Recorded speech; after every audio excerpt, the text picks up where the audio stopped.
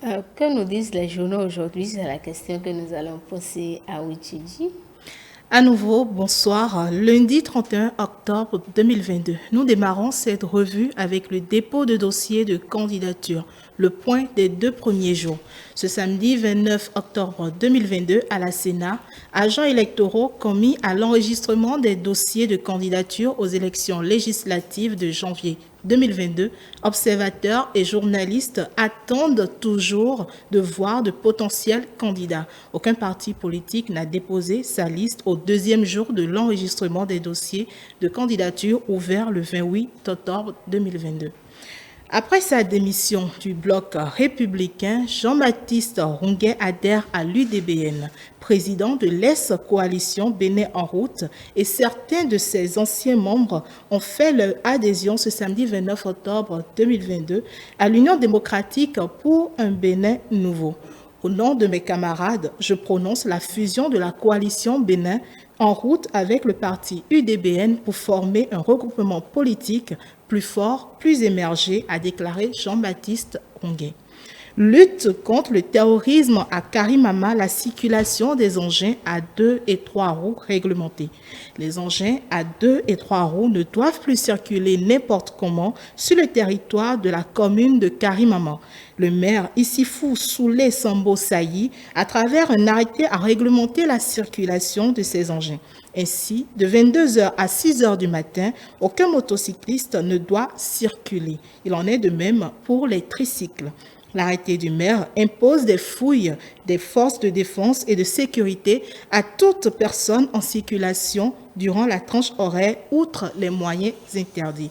Et pour finir notre revue, défi sécuritaire, l'ex-président nigérien Issifou échange avec le président Talon. Ils ont fait un tête-à-tête, le président Talon et l'ex-président du Niger, Mahamadou Issifou, le chef de l'État béninois et le président du panel indépendant de haut niveau sur la sécurité et le développement au Sahel ont échangé sur les défis sécuritaires.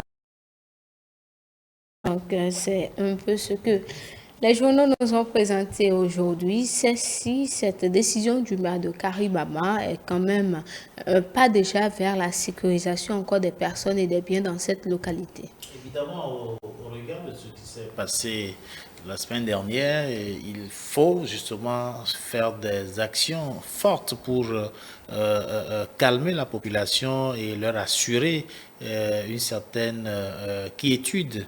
Et je pense que la décision du maire vient justement pour montrer que l'autorité doit être toujours forte et mettre en place des stratégies pour un temps soit peu contrôler ou mettre un bémol par rapport à cela, parce que c'est surtout avec ces engins-là que les hors-la-loi circulent pour justement commettre leur forfait en termes de violence et sème la panique au sein de la population. Donc, c'est à saluer. Il va falloir justement que ensemble le maire avec les forces de défense dans cette localité puissent redoubler d'ingéniosité pour pouvoir endiguer ce phénomène. Nous savons que c'est une guerre asymétrique parce que l'ennemi n'est pas localisé quelque part, ni géolocalisé, donc c'est des incursions et des retours. Donc il va falloir vraiment que par rapport à tout ce qu'ils ont mis en place, que la veille continue et que aujourd'hui cette décision vienne maintenant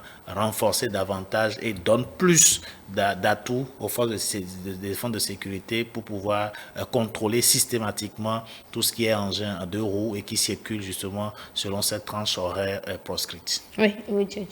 Oui, je pense que cette initiative à travers cet arrêté est vraiment à saluer parce qu'il y va de la sécurité des populations de Karimama. Et je pense, à mon humble avis, que si déjà ces hommes armés non identifiés circulaient, ne voyaient vraiment personne en cours de circulation, ils ne pourront pas vraiment commettre le forfait.